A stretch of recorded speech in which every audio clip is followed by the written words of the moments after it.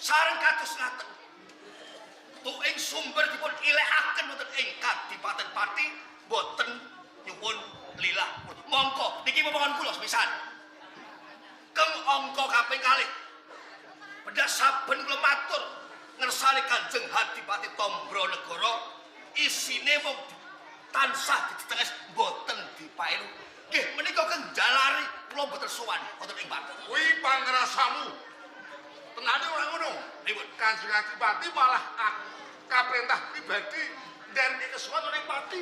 Lah ora mung kuwi. Nek kowe nganti kenceng tanpa kena dirembuk, kelakon serang dibuki batang saya. Betul Jawi.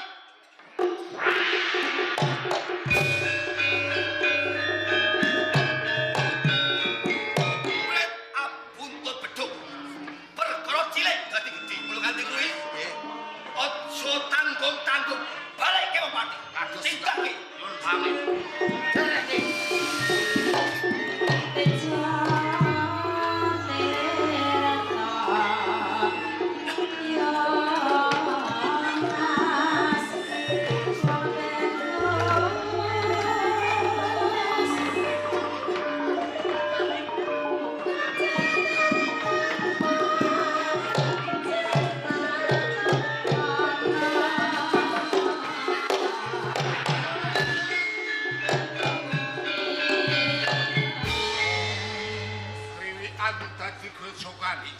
Wis entuk dawuh dalem yen ora iso nggawa pawang gumathuk kudu nggawa bandane bendaramu.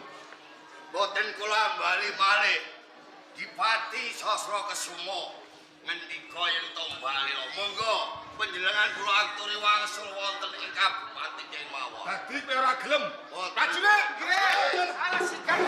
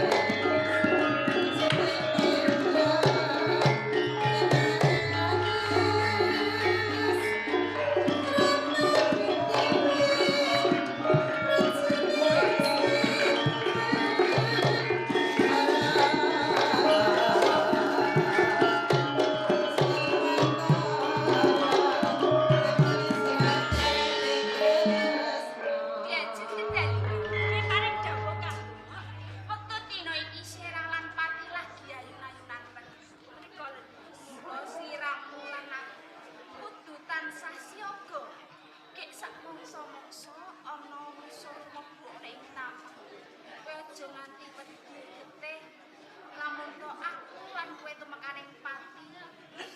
Kuwi wis lumrah.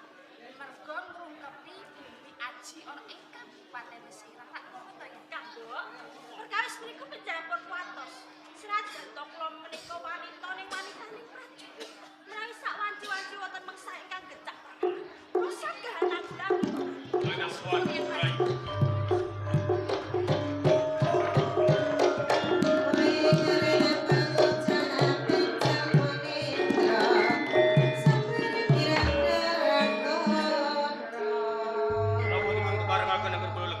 Monggo, Pak. Paman Benteng Su.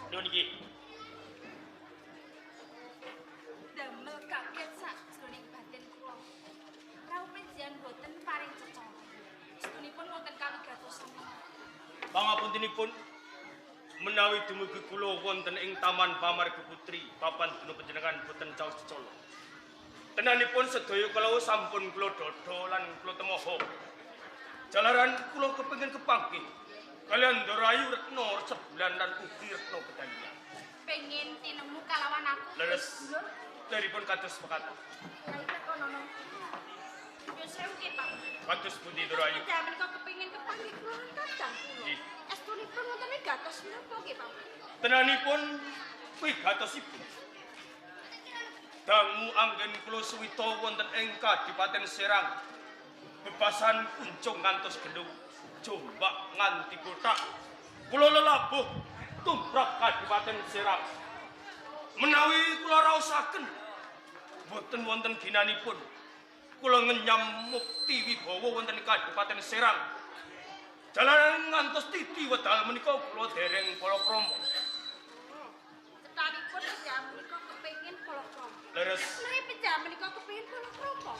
Monggo penjaman ngupati wanita. Supados dados garwa panjenengan, Pak. Tuhinipun sampun wonten titikanipun wanita ingkang badhe kula sekalaken pinangka dados sisyan kula.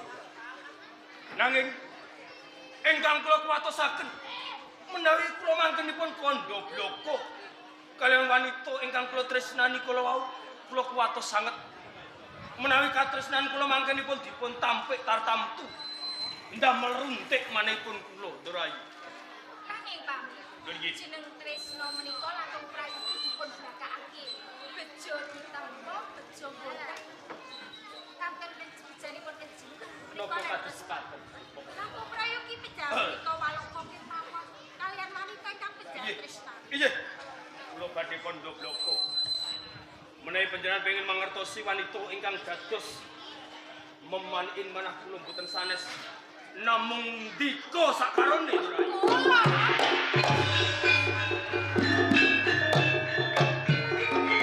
Menawi kula wawas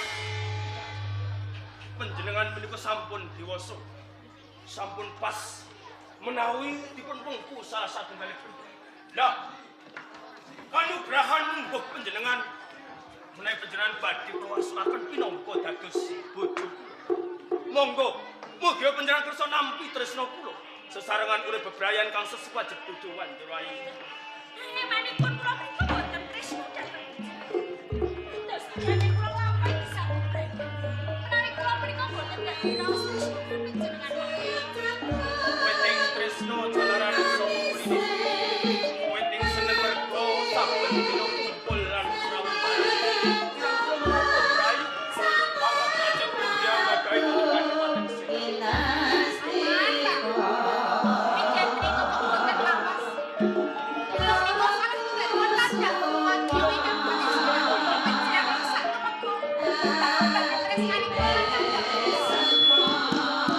Kula boten mangertosi. Iblis pundi lan setan pundi ingkang rumaso wonten ing sikara kula. Satemah kula boten saged ngampah panjenengan kula. Sampun sampun kanthi Kadipati. Sambanganipun panjenengan kados ndok-ndok wonten saklek dengan kula. Bobote ketaman Ronto.